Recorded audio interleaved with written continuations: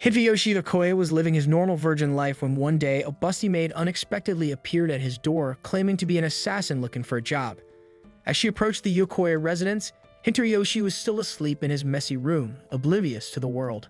However, the doorbell woke him up and sluggishly he made his way downstairs, checking the entry camera to see who it was. Outside stood a beautiful woman, apologizing for the intrusion and expressing her desire to be hired as the household's maid. Still half asleep, Hideyoshi invited her in, apologizing for the untidy state of his home and explaining that his parents were away. As he made his way to the kitchen to grab a drink, it suddenly dawned on him that he had just let a complete stranger into his house without thinking. Growing suspicious, he tried to maintain a polite demeanor while keeping a close eye on her, wondering if she was trying to sell something or involved in something shady. To buy time, he asked if she had experience working as a maid. The woman responded that she had, but her previous jobs were a bit different. She explained that she used to execute traitors who had betrayed her former employer, and she was recommended for this maid position by that very same employer. Hideyoshi was taken aback, unsure whether she was joking, but something told him she wasn't. Fear began to creep over him, and he realized that getting her out of the house was now a priority. He asked if she had any connection to his family, and she explained that he was the grandson of the second son of the cousin of the wife of the heir to her former employer. Hideyoshi blurted out that he was practically a stranger to this employer, but quickly tried to correct himself to avoid offending her. In an attempt to steer the conversation elsewhere, he asked what kind of executions she specialized in. Without hesitation, she took him outside and demonstrated her skills by throwing sharp projectiles at a nearby tree. Hideyoshi quickly made it clear that he had no intention of hiring her and anyone, and besides, he didn't even know the employer she spoke of. He firmly declined her services. The maid seemed to understand, apologized for the intrusion, and left without further trouble. Hideyoshi, still in shock, wondered if it had all been a strange dream. But then he noticed something in the grass. A small bell had fallen off her tiara. Meanwhile, the maid, having expected this outcome, pondered where she should go next as she waited for the subway. Just as she prepared to leave, Hideyoshi came running toward her, holding the bell. Distracted by his urgency, he didn't notice Truck-kun speeding toward him. In a flash, the maid yanked him out of the way, saving his life. The truck driver cursed at Hideyoshi for his carelessness and drove off. The maid, still shaken by the adrenaline, admitted she had never saved anyone before and that her heart was racing. Hideyoshi handed her the bell, thanking her, and they said their goodbyes. However, just as they were about to part ways, Hideyoshi changed his mind. He blurted out that he actually was looking for a maid and she could work at his house after all.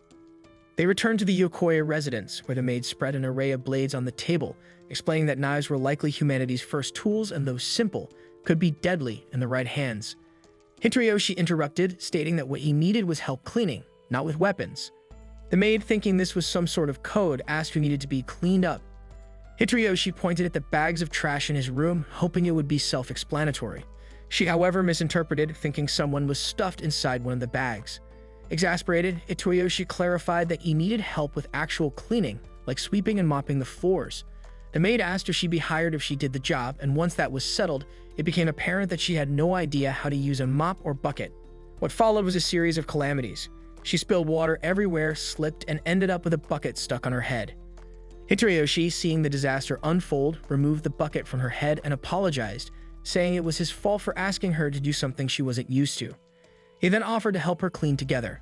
By late afternoon, the house was spotless, and the two shared a moment of relief. Hideyoshi thanked the maid, who looked awkward, clearly not used to receiving praise. He realized it was getting late and neither of them had eaten, having been so focused on cleaning. He asked if she could cook, but her silence answered that question. Reassuring her, he told her he had the perfect meal in mind and suggested she take a bath while he prepared it. In the bathroom, the maid reflected on how strange it felt to be thanked for her work. Meanwhile, Hideyoshi, back in the living room, pondered the oddity of his summer vacation. With his parents away, he had somehow ended up with an assassin maid who couldn't clean or cook, but he was also concerned about another possibility. What if she walked out of the bathroom wearing just a towel? However, when she emerged from the bathroom, she was fully dressed, shattering his expectations. She promptly began chopping cabbage for dinner, one thing she was skilled at. She had always eaten simply to survive, never for taste or presentation. Hideyoshi, moved by her admission, assured her that the tonkatsu was special. It came from the Katsuda couple, who had been making the best food in the region for over 60 years, all at a very reasonable price. There were even rumors that famous people would disguise themselves just to get a taste of the legendary tonkatsu. Despite Hideyoshi's convincing pitch, the maid remained unimpressed, showing little to no excitement, which left him feeling slightly frustrated. But, accepting that this was just her way, he decided to let the food speak for itself. Seizing the moment, Hitoyoshi asked for her name. She responded that she didn't have one, explaining that her employers had always called her whatever they wished, so he was free to do the same. Not particularly skilled at coming up with names, Hitoyoshi decided to stick with calling her maid. Though she had never cared about what people called her before, for some reason, this time felt different. When they finally began eating, Hitoyoshi eagerly waited for her reaction. After taking a bite, the maid mused that, as usual, she couldn't tell if the food was good or bad, as taste wasn't something she paid attention to. However, she did note that the food was warm and pleasant, a feeling that echoed her experience with the bath earlier. Inwardly, she reflected that the warmth of the food and bath was much like the warmth she felt from the person sitting across from her. Hitoyoshi then pointed out where she'd be staying and assured her that everything was set up. The maid was surprised to hear that he had prepared a room just for her, and it triggered a memory from her past. She recalled a man who had once told her she had passed a test, praising her for her cold, white skin and icy heart. On that day, he had also given her a name, but she now preferred to have none, which was better than being called the cold woman. Her thoughts were interrupted when Hitoyoshi passed her the tonkatsu sauce, explaining that the dish wasn't the same without it.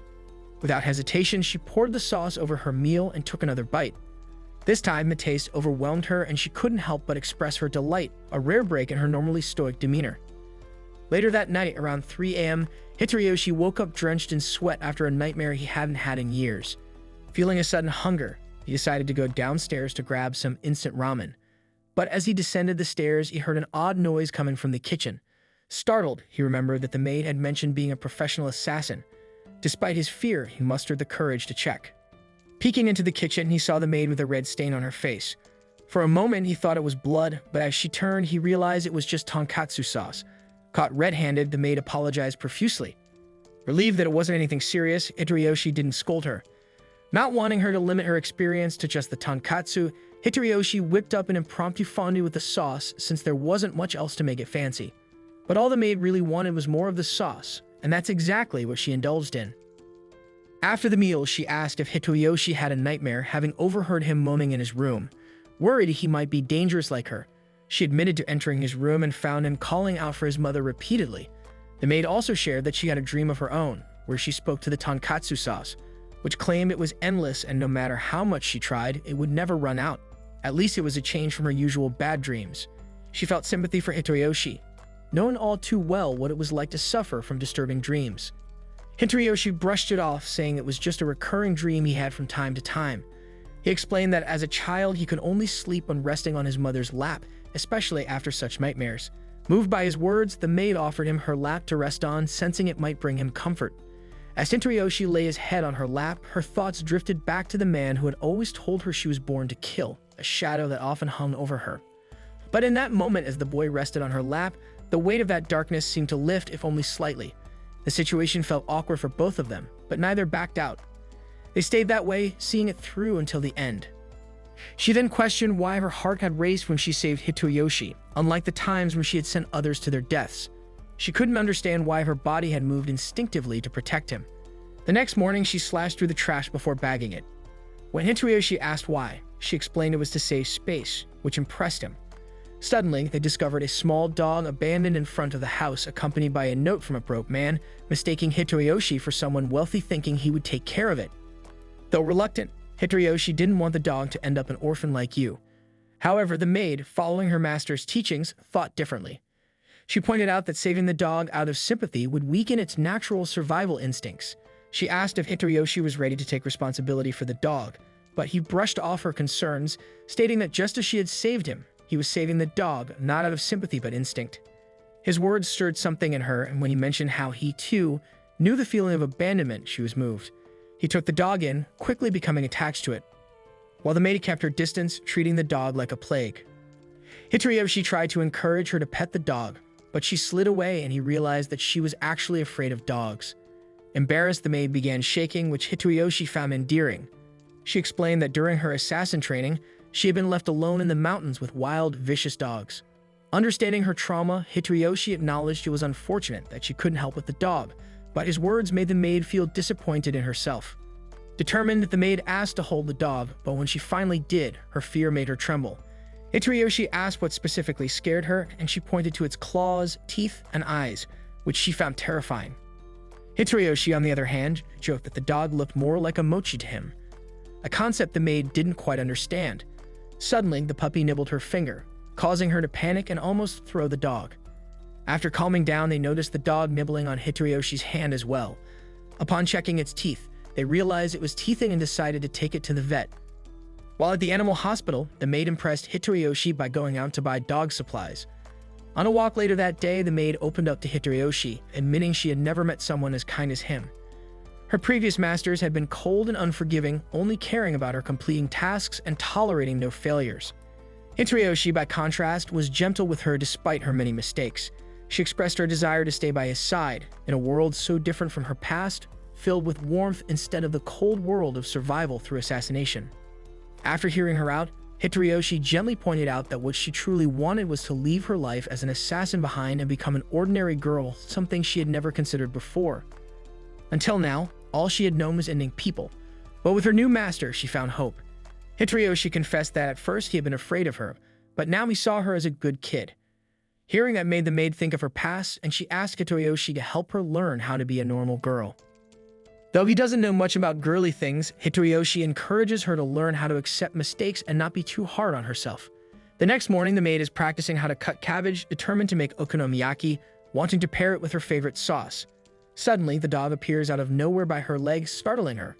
She's surprised that a normal dog could sneak up on her, an assassin. But when the dog's stomach growls, she realizes it's hungry and feeds it some food. While the dog is eating, she tentatively reaches out to pet it, but stops when Hitoroyoshi enters. He starts gently stroking the fluffy dog, and after feeling its round belly, he decides to name it Mochi. He praises the maid for feeding the dog and for chopping the cabbage, giving her a twirl in celebration. This makes her cling to him, slightly embarrassed yet pleased. Mochi, full of energy, starts playfully humping and pegging for attention, but Hitoroyoshi explains that he can't play right now since he needs to prepare dinner. The maid steps up, offering to play with Mochi, saying she wants to prove she can be a normal girl who believes in what Hitoroyoshi says. Hearing this, Hitoroyoshi tells her that he believes in her too, boosting her confidence. With newfound determination, she starts petting the dog, and with every touch, she feels herself warming up to it.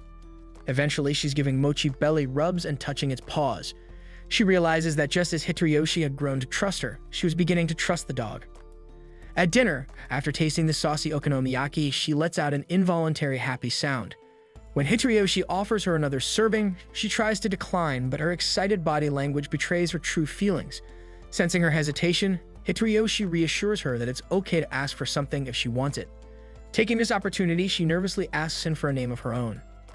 Hitoroyoshi ponders for a moment, asking her about her birth date. While she doesn't know the exact day, she recalls it being during the winter. With that in mind, Hitoroyoshi comes up with the name Yuki, meaning snow. The name reminds her of her old master, who called her cold-blooded, but Hitoroyoshi sees snow differently. To him, snow is beautiful, like a blanket that protects seeds from the cold, allowing them to bloom into vibrant flowers. Hearing his comforting words and seeing his gentle expression, Yuki starts to understand that life with Hitoroyoshi is warmer and more beautiful than anything she's ever known. She realizes that as long as she stays by his side, she might one day learn what it's like to live a normal life.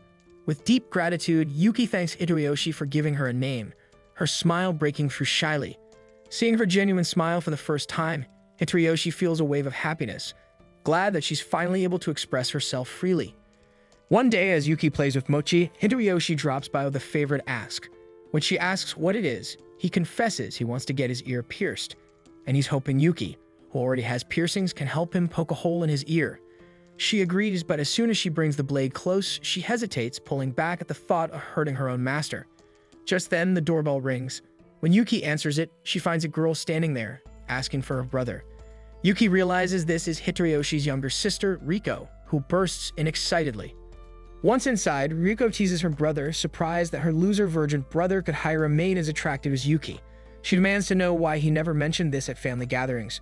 But Hitoroyoshi awkwardly explains that he was worried their mother would freak out, and although their dad approved of him getting a maid, he had no idea she was so striking. Riko isn't buying it and berates him for hiding the truth. Curious, Yuki asks why the siblings live separately, but Riko ignores the question and instead gushes over Yuki's beauty, which Hitoroyoshi explains is because Riko adores beautiful people and has no tolerance for ugly men like her brother. Riko quickly turns her attention to Yuki's backstory and learns that Hitoyoshi was the one who gave Yuki her name. Shocked, Riko watches as Yuki starts telling her origin story, explaining how she was once a nameless assassin until Hitoyoshi named her. Riko has a brief moment of disbelief, but then enthusiastically asks Yuki to autograph her notebook.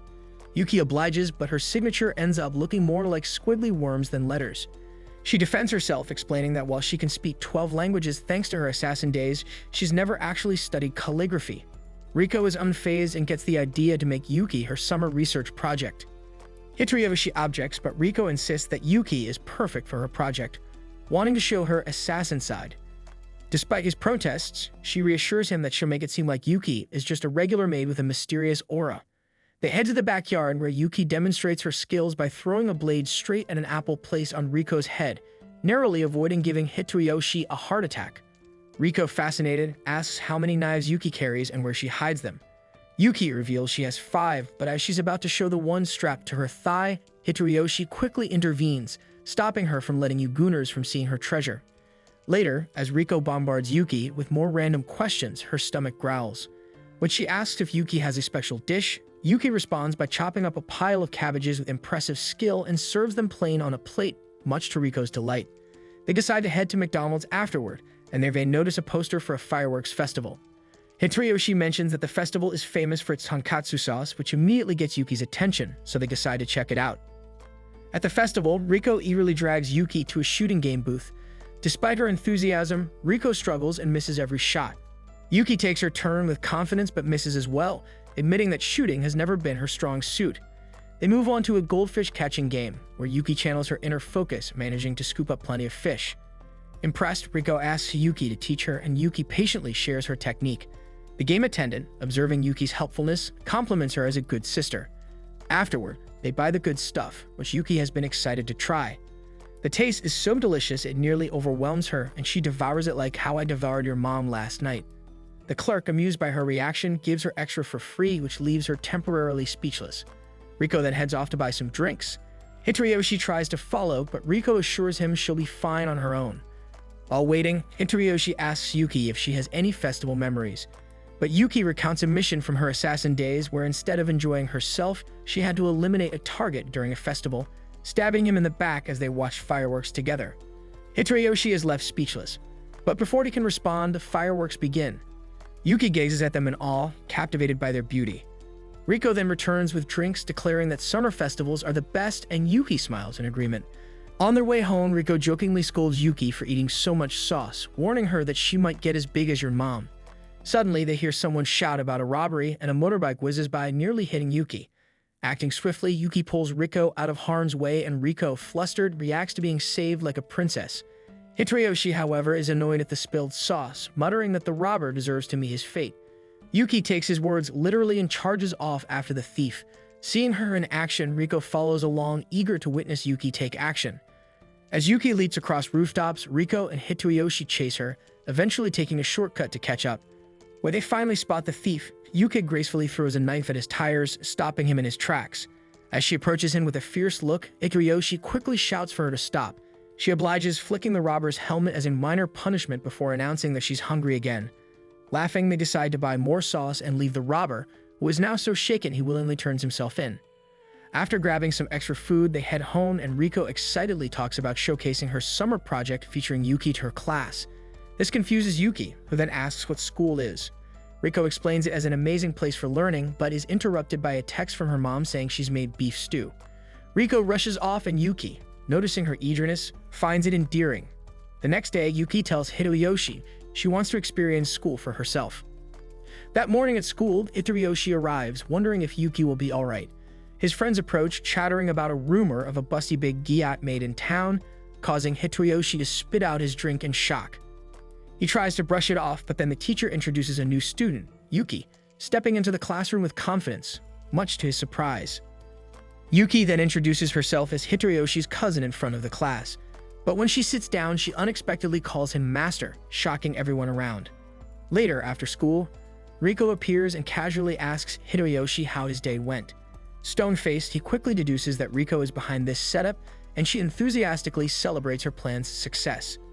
On the way home, Riko talks up Yuki's skills, mentioning that before Yuki even enrolled, she mastered everything she needed to know about school in just 3 days. Hitoriyoshi, still baffled, asks how Yuki suddenly became his cousin, conveniently in his class in school without him knowing. Riko explains that Yuki has a connection from her previous job as an assassin, which helped her get registered in the same class as him. Riko then suggested that Yuki pose as his cousin to make it easier to explain their interactions going forward.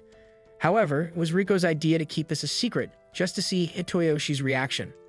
Hitoriyoshi playfully smacks Riko on the head, but Yuki, concerned, asks if she's done something wrong. He quickly softens, reassuring her that he doesn't mind and hopes they can both enjoy their school life together. The next day, students rush out of class eager to grab some popular Katsuta bread from the cafeteria, which catches Yuki's interest. When Hitoriyoshi asks what she'd like for lunch, she replies that she wants the Katsuta bread they've been talking about. However, he explains that it's rarer than your father coming home, and that she'll need to be quick to get one during lunch. He even draws her a map showing how their classroom is the farthest from the cafeteria. While he feels uncertain about her chances, Yuki is determined, declaring that if the others can get the bread, she can too. Full of conviction, she dashes out, even leaping out of a window to the roof. Initially, Hitoriyoshi tries to stop her, but she fearlessly sprints across the railing, showing the fierce look of someone in pursuit of food. Realizing there's no stopping her, Hitoriyoshi watches anxiously, fearing she might expose her abilities in front of the crowd. Just as Yuki is about to jump down, she changes course and swings herself down perfectly in front of the cafeteria, snapping one bread and a sandwich. Fearfully, she then tells Hitoriyoshi that due to the high demand, she could only buy one of each. But he reveals that he's had the Katsuta bread before, insisting she enjoy her hard-earned bread. Yuki, touched, hesitates but finally takes a bite, squealing with joy at the taste. Moved by her happiness, she even shares her sandwich with him, shoving the big glizzy down his throat. That evening, Riko announces she's staying over despite Hitoriyoshi's resistance. She teases him, mentioning that he gets to live with Yuki and could clap her anytime. Riko then shares that she always wanted a sister to talk about boys with and has even imagined her brother clapping Yuki in her daydreams. Suddenly, she has a grand idea. If Hitoriyoshi were to marry Yuki, her wish would come true. Riko is convinced Yuki likes him, but Hitoriyoshi insists Yuki doesn't feel romantic emotions. He even recalls a time recently when she didn't react at all when shoving a glizzy down his throat. Still, Riko is undeterred, speculating that their father would be supportive but their mother less so. Just then, Yuki joins in and asks, confused, who's getting married. Riko reveals everything and directly asks Yuki if she likes Hitoriyoshi. Yuki replies that she admires him, which leaves Hitoriyoshi momentarily flustered. Later, as they hang out, Riko asks Yuki if she wears makeup, admiring her natural beauty. Yuki responds that she doesn't wear any makeup, prompting Riko to compliment her, saying that her face is the envy of many girls. Yuki, however, admits that her looks didn't serve any purpose in her former line of work. Riko, feeling self-conscious, remarks that she herself doesn't have a particularly pretty face, but Yuki reassures her by saying she genuinely likes how Riko looks. This surprises and warms Riko, who has never heard such praise from anyone besides her parents. She asks if she could ever look as beautiful as Yuki, and Yuki tells her that since she started eating tonkatsu sauce, her skin has been glowing. She then offers Riko some of her tonkatsu glazed melon, which initially confuses her, but she eventually enjoys it. Observing their interaction, Hitoriyoshi thinks that they already seem like sisters and credits Riko for helping Yuki adjust to normal life so quickly. Noticing his expression, Riko teases him, suggesting he must be imagining marrying Yuki so he can watch scenes like this every day. Hitoriyoshi tries to deny it, but when Riko asks if he would be happy with someone as charming as Yuki, he eventually agrees, making her smile. Meanwhile, the mysterious cat watches them from the bushes. The next day in class, the teacher is giving a lesson on how to cook the good stuff from Breaking Bad.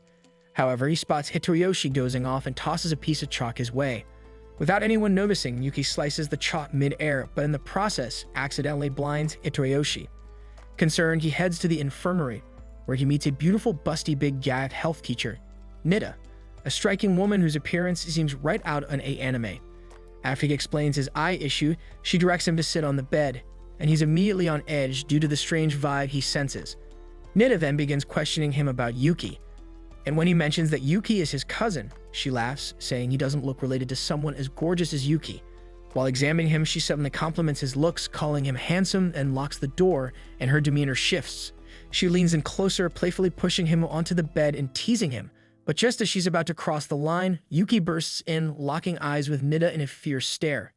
Hitoriyoshi, startled, scrambles over to Yuki for protection, but Nida brushes it off as a joke, saying he just looked cute like a hamster under pressure. Ignoring Nida's attempts to lure him back, Yuki firmly pulls Hitoyoshi out of the room and instructs him to stay away from Nida. Remembering Riko's words, Hitoyoshi wonders if Yuki might actually have feelings for him and be feeling a bit jealous. Frustrated, Nida dismisses them, saying his condition isn't serious. As Yuki escorts Hitoyoshi away, she quietly apologizes for her behavior and says she has something important to tell him, causing his heart to race. But instead of a confession, Yuki reveals that Nida is also an assassin, leaving him stunned. Meanwhile, in the infirmary, the lurking cat approaches Nida. The cat, it turns out, is delivering photographs of Hitayoshi's home, which Nida begins plotting to destroy. Nida has always dreamed of one day settling down on a beach surrounded by tough-fit men, but before she can fulfill that wish, she must eliminate both Hitoyoshi and Yuki. Meanwhile, Hitoyoshi struggles to sleep as Yuki refuses to leave his side, worried that Nida, an unknown threat to them, might bang him at any moment. Hitoyoshi tells her he can't relax with her hovering so close if Yuki comes up with an idea. She then lies down beside him, suggesting that her thighs could help him relax, a dream scenario for most men. Embarrassed, he admits he's more concerned about her safety, which makes her blush, but Yuki assures him she can defend herself even in her sleep. Yuki suspects that Nida might hold a grudge from her past. To comfort Hitoyoshi, she holds his hand, promising to protect the person who taught her what warmth feels like. Hitoyoshi, feeling a bit warm himself from their hand-holding, gets up to open the window, but Yuki stops him, cautioning that he could easily get ambushed through it. Just then, she notices the smell of savory tonkatsu sauce, only to realize too late that it's a trap. Nida has already infiltrated their space and taken Hitoyoshi hostage, ready to do biological lessons with him. She then addresses Yuki by her true name, the White Wolf of the Dragon's 9 offsprings, and criticizes her for falling for such a simple trick. Yuki draws her knife, but Nida warns her that if she acts recklessly, she'll start by harming Hitoyoshi's eye. Yuki responds in Mandarin, threatening to feed Nida and her family to the dogs if she harms him, and this surprisingly unsettles Nida. Deciding to resolve things once and for all, Nida tells Yuki she'll be waiting at school for their duel, while she takes Hitoyoshi as her captive. After they leave, Yuki recalls her old master's words, that she is nothing more than a cold assassin with no hope for a happy ending. Yet determined to accept who she is, she steels herself to save Hitoyoshi at any cost, even if it means abandoning her peaceful life and returning to the shadows. Deep down, though, she longs for the warmth that Hitoyoshi has brought into her life. Meanwhile, Nida has tied up Hitoyoshi and, noticing his calmness, asks if he feels any resentment toward Yuki for getting him involved. Hitoyoshi admits that, though he's scared, he trusts Yuki, who promised to protect him. Curious about his lack of knowledge, he asks Nida about Ksu, a name she's mentioned before. Nida is surprised that Hitoyoshi doesn't know Yuki's background despite their close relationship. She reveals that Ksu, also known as the White Wolf, is a formidable assassin, one of the elite members of the Dragon's 9 offsprings, a group responsible for influencing some of history's most significant events. Nida realizes that killing Ksu, also known as Yuki, would skyrocket her own reputation, which is precisely her goal. But Hitoyoshi doubts her claims, insisting that the Yuki he knows is a sweet girl with a big heart and melons who loves life's little joys and squeals with happiness. Nida scoffs, admitting she's just as shocked to see what the once mighty Ksu has become under Hitoyoshi's influence. But the mention of them discussing marriage even made Nida so angry she joked about nuking their house. However, there's something about Hitoyoshi's calmness that intrigues her. She realizes he has an unusual power to soften Yuki's dark, cold heart. Nida believes that love weakens people, so with Hitoyoshi in the mix, she feels confident she'll be able to send Yuki to the afterlife to meet your dad. Just then, Yuki arrives, ready for a fight. Nida fires at her, but Yuki slices through the bullets effortlessly. Smirking, Nida reveals she's planted a landmine beneath Yuki, which she detonates thinking she's won. But in an instant, Yuki appears again, nearly taking Nida's head off. Hitoyoshi's presence visibly calms Yuki, as she reassures him that she'll save him. Frustrated by Yuki's dismissive attitude, Nida taunts her, mentioning her past and threatening that she could ruin Yuki's chance at a peaceful life with Hitoyoshi. But Yuki tells Nida to keep quiet, as her only concern is that Hitoyoshi has school tomorrow and needs his rest. Enraged, Nida demands to know why Yuki can't talk about anything other than Hitoyoshi. Yuki begins chatting about her favorite things: friends, snacks, sauces, causing Nida's patience to snap. She reveals her hidden weapons, all aim at Hitoyoshi, threatening to shoot if he struggles. Yuki finally decides she's had enough and charges at Nida. As the guns fire, Yuki expertly throws a knife into the air and deflects each bullet with her smaller blades, protecting Hitoyoshi. Nida tries to activate her backup plan, but Yuki's thrown knife hits Nida's phone, destroying her setup. As Yuki closes in, Nida has a flash of memory of who Sue really is. Desperate, Nida points a gun at Hitoriyoshi, but Yuki intercepts and kicks her down. Nida snarls, taunting Yuki that she'll always be Sue, the deadly assassin, and that no assassin can live a normal life. Yuki agrees that her old self had nothing but violence and death, but she tells Nida she won't take lives anymore or let anyone die because of her. For the sake of her future, Yuki intends to fight for a normal life. Nida, astonished, realizes that Yuki has changed. She's no longer just a killer, but a girl determined to protect what matters most. Nida smiles and laughs, finally understanding that she never had a chance against Yuki's resolve. On their way home, Yuki apologizes to Hitoriyoshi for dragging him into danger and offers to leave if that's what he wants. Instead, Hitoriyoshi takes her hand and with a gentle smile, asks her to teach him self-defense so he can protect her too. Blushing, Yuki realizes that he wants her by his side and she happily agrees. Days later, Yuki shines on the volleyball court like a pro athlete, her skills leaving everyone in awe. The boys, unable to believe a loser like Hitoriyoshi could be related to someone so talented. Hitoriyoshi, however, is too distracted by his lingering thoughts about Nida, a school doctor who revealed Yuki's secret as one of the dragon's 9 offspring. This revelation has only deepened his curiosity about her. During the game, Yuki briefly smiles at him, making the boys erupt with jealousy, but the moment is interrupted when a stray ball hurtles toward Hitoriyoshi. He's saved by none other than Nida, now going by her real name, Grace. To make things even more confusing, Grace is now posing as a PE teacher and claims to be Hitoriyoshi's cousin. The story flashes back to weeks earlier, when Grace first revealed her true identity as an assassin specializing in intelligence, unlike Yuki, who is adept with knives.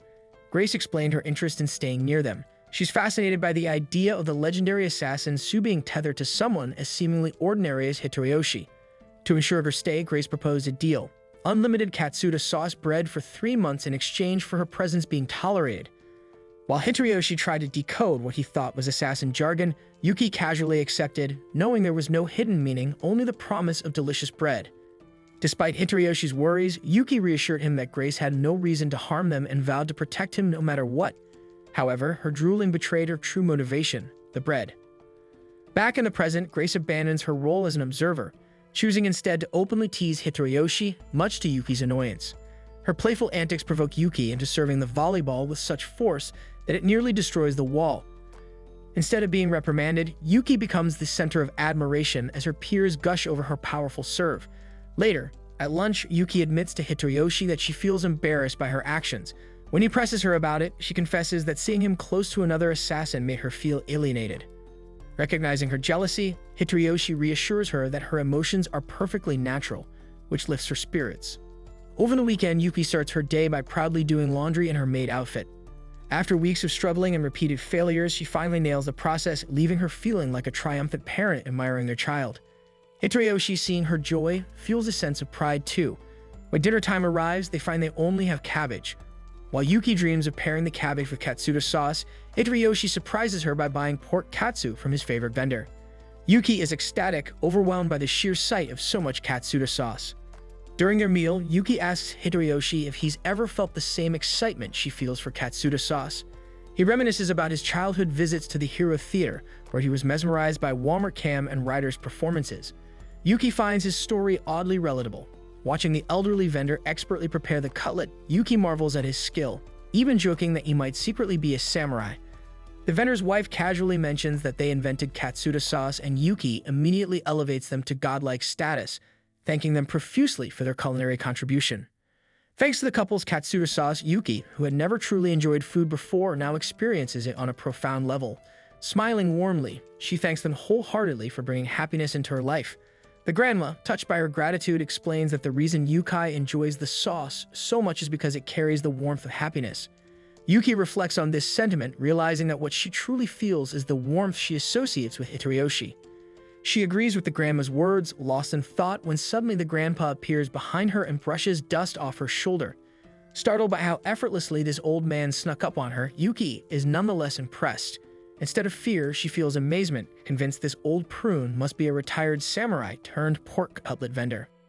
The grandma interrupts Yuki's musings by offering her a taste of a new sauce recipe. Like a cat eager for fish, Yuki leaps at the chance to try it. With one spoonful, she's transported to heaven, overwhelmed by its perfection. Later that night, after they've finished their dinner, Hitoriyoshi finds himself conflicted. He still yearns to know more about the dragon's 9 offspring, but feels he shouldn't pursue it after seeing how content Yuki is in her new life. He realizes that Yuki's past is hers to share, and while he wants to ask, he knows it could bring her pain he understands all too well. As he drifts off to sleep, he dreams of his mother, who had left him. Despite his longing to hug her one last time, she never returned his embrace. Waking up in tears, he finds himself hugging Yuki. Yuki, noticing his distress, gently explains that she caught him sleepwalking. Flustered, Hitoriyoshi accidentally slips and bumps into her, quickly apologizing. Realizing Hitoriyoshi had another dream about his mother, Yuki invites him to rest on her lap again, offering comfort. Just then, Hitoriyoshi's phone falls, and when Yuki picks it up, she notices he's been researching her past. Taking a deep breath, Yuki confesses that she doesn't know much about the dragon's 9 offspring herself. As an assassin, she only ever followed her master's orders and didn't officially join the organization, even though she crossed paths with its members. She never cared about their names. Her focus was always on her missions and avoiding disappointment in her master's eyes. Yuki admits that her past still haunts her, and that adjusting to her current life feels like living in a warm, fleeting dream. But whenever she looks at Hitoriyoshi, she remembers what she truly desires: to be a normal girl. Hitoriyoshi, moved by her honesty, tells her he feels the same. After what happened with Grace, he's been yearning to understand her better and help her achieve her goal. Yuki smiles warmly at him, making Hitoriyoshi blush. Encouraged by his sincerity, Yuki agrees to share more about herself. She reveals that the reason she likes letting him rest on her lap is because the first time it happened, she felt for the first time that she was genuinely helping someone. She assures him that anytime he has nightmares, her lap will always be there to comfort him. Touched by her words, Hitoriyoshi confesses that his dream wasn't actually a nightmare. Instead, it was hopeful. He saw Yuki, feeling the warmth that had been missing in his life since his mother left. Like any other day, Yuki begins her morning by waking up, getting dressed, and diving into her usual chores. She feels a small sense of accomplishment as she completes the laundry, remembering how much she struggled with it initially. Afterward, she washes the dishes, plays with her dog, and continues with her day.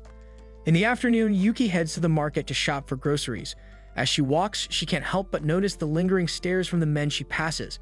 While browsing, a young child approaches her and compliments her beauty, but then blurts out a remark about her maid outfit being unusual for a normal girl. Yuki is caught off guard by this and grows self-conscious. Later, she runs into Hitoriyoshi, who has just purchased some books, and nervously asks if the child's comment has any truth to it. To ease her worries, Hitoriyoshi offers to take her shopping for some clothes.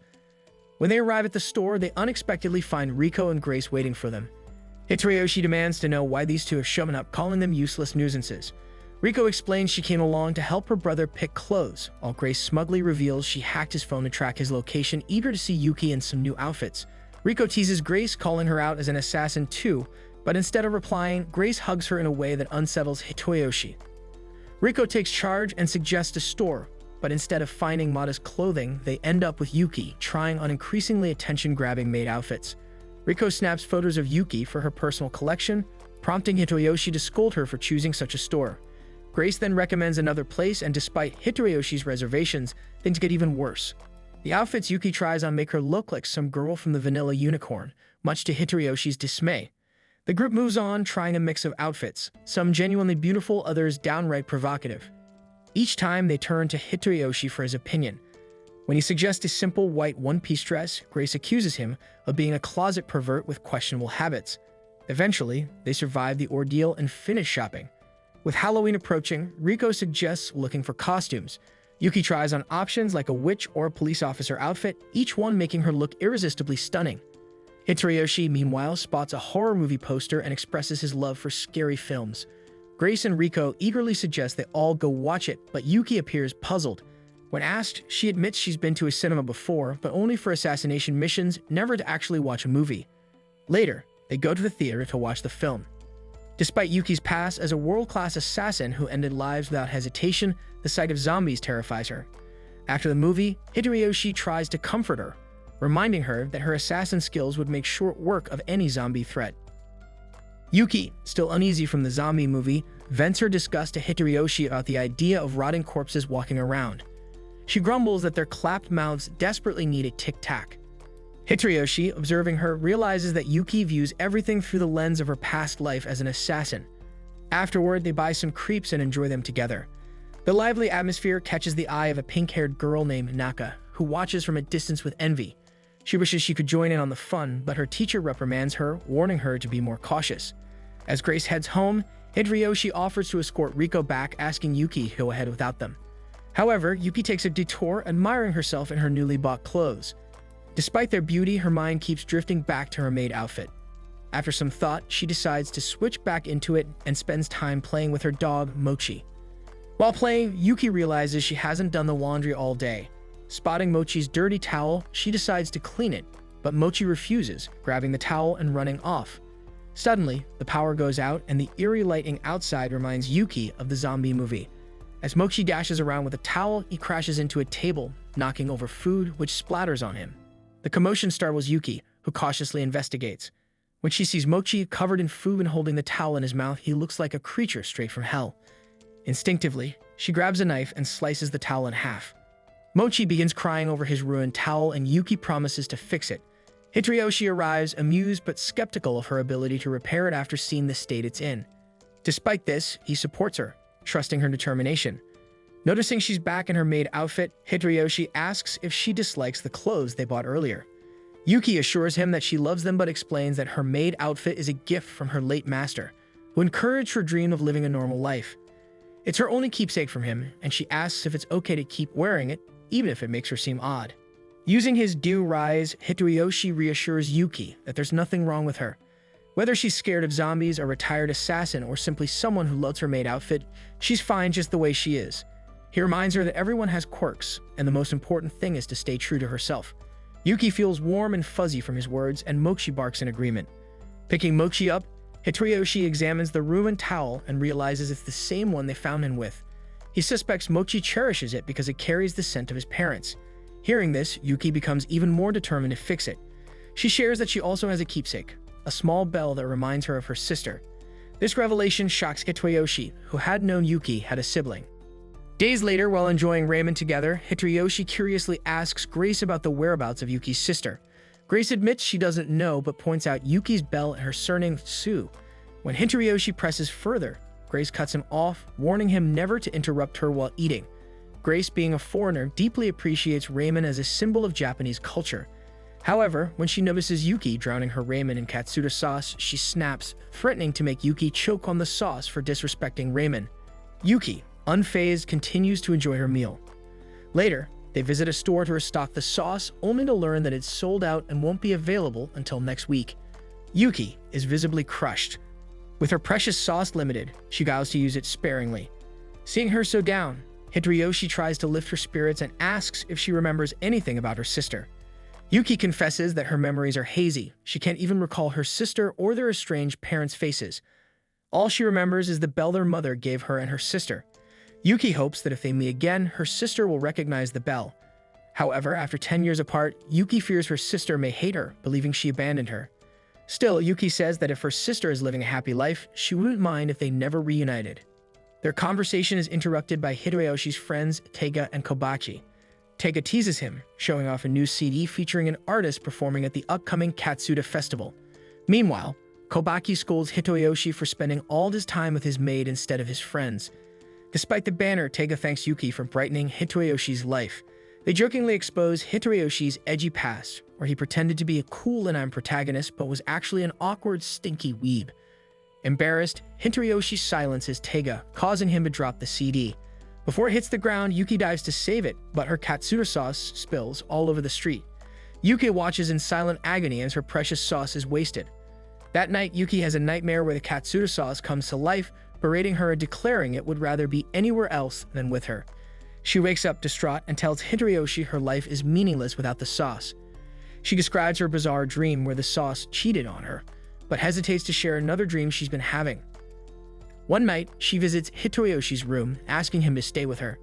Hideyoshi, preoccupied with studying, promises to accompany her once he's finished. Grateful, Yuki calms down, praising Hideyoshi for being such a kind person. Flustered, he asks why she said that. Yuki then asks if there's anyone he dislikes. Hideyoshi confides that he holds resentment toward his father due to past events. This confession stirs memories of Yuki's sister and the bell, making her uncomfortable. She abruptly returns to her room, leaving Hideyoshi concerned. In her recurring nightmares, the katsuta sauce mocks her for abandoning her sister and claims everyone secretly hates her, including Hideyoshi. It taunts her, saying she's only good for assassinations. Asas then dredges up painful memories of her past as a prodigy, a child who spoke 15 languages and had a photographic memory. Despite all the admiration she received, all Yuki wanted was to make her parents proud. On her birthday, her family was celebrating when someone knocked on the door. Her parents answered, but as they looked back at her one last time, they walked into the darkness without a word, leaving Yuki and her sister behind. It turns out that Yuki's parents were murdered by assassins who wanted to kidnap her for her exceptional talents. From that point on, Yuki's emotions became numb as she was forced into the life of an assassin. Her captors systematically erased her feelings, replacing them with cold, calculated skills. Yuki's transformation into a heartless killer drove a wedge between her and her sister, who grew to resent her. Despite this, Yuki pushed forward, burying her pain. One night in her nightmare, Yuki's old master appeared, intent on reclaiming her and dragging her back into her dark past. Just as her master reached out, Hitoriyoshi woke her up. Concerned, he asked if she was okay. Without hesitation, Yuki hugged him tightly and pulled him into bed. Hitoriyoshi was overwhelmed by this situation but stayed with her as she requested. Feeling how tightly she clung to him, he realized how much the nightmare affected her. Yuki admitted that it wasn't just a bad dream, it was a memory of her traumatic past. To comfort her, Hitoriyoshi gently patted her back, likening the rhythm to a calming heartbeat. Gradually, Yuki fell asleep to the soothing sound. The next day, the group discovered Yuki had no idea what the Katsuta festival was. Teiga enthusiastically explained that the festival involved cultural, sports, and music competitions between classes, with the winning team receiving a special Katsuta sauce prize. Yuki, already enamored with Katsuta sauce, became determined to win. However, they told her she needed to maintain high grades to participate. When Yuki proudly showed them her test paper with a score far below passing, Hitoriyoshi explained that the average grade required was 60. Yuki panicked at the realization but resolved to do better in practical exams to qualify. During lunch, Grace handed Yuki a Katsuta sandwich as part of a deal they made. Yuki thanked her, but Grace brushed it off, telling the group to leave her alone. Later, Hitoriyoshi mentioned Yuki's interest in the Katsuta festival. Seeing an opportunity, Grace revealed a test paper without a name and claimed it was Yuki's, explaining that failing to put her name automatically disqualified her. Yuki remembered forgetting to write her name and begged for mercy. Grace offered to fix it, but only if Yuki stopped bringing Katsuta sauce to ramen shops, a habit Grace couldn't stand. Suddenly, a pink flash zipped past Grace, and when she looked again, Yuki's name was already on the paper. Yuki tried to explain, but Hitoriyoshi silenced her, suggesting they let it slide. Frustrated, Grace left. Meanwhile, behind them, a pink-haired girl named Anaka revealed herself as the one who intervened. Yuki confronted her, thanking her for the help. Though Anaka panicked at being caught, she gathered her courage and confidently told the group she knew how they could win the Katsuta festival. The next day in her dojo, Naka is training hard, honing her ninja skills. However, she loses her balance and nearly gets hurt, but her brother Tatsu catches her just in time. He reminds Naka of their family pride and responsibilities, making her feel guilty for slipping up. Yet Tatsu secretly worries about her adorable face potentially getting hurt from falling. Meanwhile, the school festival kicks off and the class competition is revealed, a game of cops and robbers. Tatsu is assigned the role of the cop, while all the other students will play as robbers. Suspicious of Yuki, who claims to be Hitoriyoshi's cousin, the students suspect she's hiding something. Tatsu, wary of her mysterious nature, believes she could be a threat to his family and decides to keep a close eye on her. Hitoriyoshi's class decides to run an animal cafe as their festival theme. Backstage, Naka confides in Hitoriyoshi about her struggles and how much she wants to prove herself by winning against Tatsu in the cops and robbers game. However, she admits to feeling intimidated by Yuki's presence. Hitoriyoshi reassures her that they'll do well.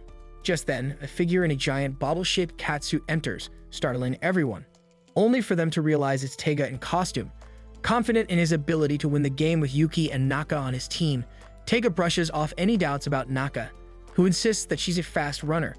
Yuki rallies the team, assuring them they can beat the formidable Tatsu together. Unbeknownst to them, Tatsu is secretly listening in on their conversation from the cafe. Hearing Yuki motivate his sister fuels his anger. Later, as they finalize their plans, Teiga declares that he'll win the game in his bottle costume, hoping to gain fame as a mascot on live TV. This reminds Hitoriyoshi of the event's media coverage, and he worries about Yuki being shown on camera. Before he can ask her, Riko and Kobaki interrupt. Riko gets upset about missing Yuki in a bunny costume for the cafe but gathers her courage to ask Yuki if she has friends. Panicking, she changes her question to invite Yuki to be her friend instead. Yuki warmly agrees, nearly causing Naka to burst with excitement. Hitoyoshi invites them to explore the festival together, but Naka excuses herself to investigate something. Feeling happy about her new friendship with Yuki, she reassures herself that she'll remain loyal even knowing Yuki's true nature.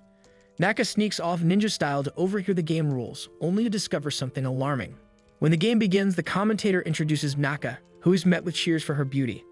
The rules are explained. Tatsu, as the cop, must capture all the robbers within 15 minutes, while the robbers win by either escaping his reach or freeing their captured teammates. Naka announces a twist. Each class must wear their themed costumes, leaving Yuki's team in animal outfits. Apologizing for the inconvenience, Nika promises to have Yuki's back, and Yuki reassures her that they'll defeat Tatsu. Yuki reluctantly dons her wolf costume, and Hitoyoshi ensures it obscures her face from the cameras. Tatsu, however, immediately spots the wolf costume and realizes it's Yuki. His anger grows as he blames her for distracting Naka earlier. As the game starts, Tatsu tears through the field, capturing robbers with ease and sending them to his makeshift prison. Only the animal trio, Teiga, Yuki, and Naka, remain. Teiga confidently taunts Tatsu, is quickly subdued and thrown into the prison. With only Yuki left, Tatsu focuses all his attention on her. Closing in, he grabs her, ready to throw her into his prison. As Yuki clings to avoid being thrown by Tatsu, her grip strength keeping her grounded, Naka watches in panic, unsure of how to help. Then, recalling their newfound friendship, Naka gathers her courage. Determined to protect Yuki, she uses her ninja skills to deploy smoke bombs and cleverly switches places with her. Before Tatsu realizes it, he has accidentally flung his own sister into the air. Watching Naka's dramatic fall into prison, Tatsu is left in disbelief, torn between regret and frustration. Now the sole player left, Yuki remembers Naka's selfless act. Inspired, she reflects on what Hitoyoshi once told her: friends are the family you meet along the way. Hitoyoshi had confided that he was once at his lowest, ready to give up on life, but the support of Teiga and Kobaki gave him a second chance. Yuki resolves to honor Naka's sacrifice and help her new friend just as Hitoyoshi's friends once helped him. While Tatsu agonizes over his mistake, Yuki devises her next move. Determined to avoid the cameras and outwit Tatsu, she engages him in a high-stakes struggle. The clash turns chaotic, with their movements creating a whirlwind of energy. During the scuffle, Tatsu accuses Yuki of pretending to care about Naka, claiming she couldn't possibly understand the pain his sister has endured. Stung by the accusation, Yuki throws Tatsu to the ground, breaking free and sprinting toward Naka's prison. Grasping Naka's hand, Yuki sincerely tells her, "I think I understand you a little better now. Can we still be friends?" Naka, overwhelmed with emotion, barely manages to nod before the game whistle blows. As the whistle signals the end of the match, Tatsu assumes his team has won. However, Riko points out that both Yuki and Naka are in prison at the whistle, meaning Tatsu technically wins. Yuki, confused and disappointed by the outcome, feels her efforts were in vain. The commentators and TV crew, however, are enthralled by her performance and insist on interviewing her. Realizing the danger this poses, Naka quickly creates another smokescreen. In the confusion, Teiga swaps into Yuki's wolf costume while Yuki sneaks into Teiga's bobble suit. With Hitoyoshi and the others' help, Yuki escapes unnoticed. Later, as Tatsu tells Naka it's time to go home, he warns Yuki to stay away from his sister. While Yuki remains confused by Tatsu's hostility, she promises Naka that she looks forward to seeing her again at school. The two share a genuine moment of joy, their friendship deepening despite the day's chaos. That night, Hitoyoshi finds Yuki alone on the rooftop, gazing at the sky. When he asks if she's upset about losing, she admits she was at first, but now all she feels is a fluttering in her chest. Hitoyoshi explains it's excitement, and Yuki realizes she's experiencing joy, something foreign to her assassin past. She confesses she doesn't want the festival to end. Hitoyoshi reassures her there will be another one next year, where they can challenge Tatsu again. This thought fills Yuki with hope. For the first time, she realizes that unlike her old life, where tomorrow was uncertain, her new life lets her savor the little things and look forward to what's to come.